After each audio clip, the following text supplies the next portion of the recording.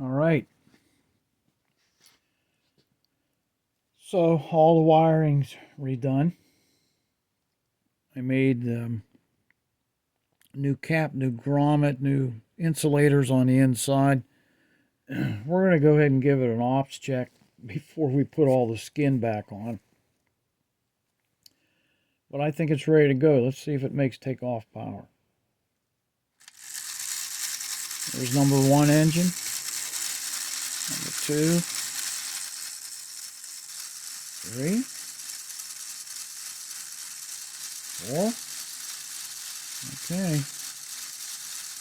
I can see this gear pulling down. There she goes. Tires are spinning. We got a takeoff roll. Back idle. Engine shut down. One more time. Okay.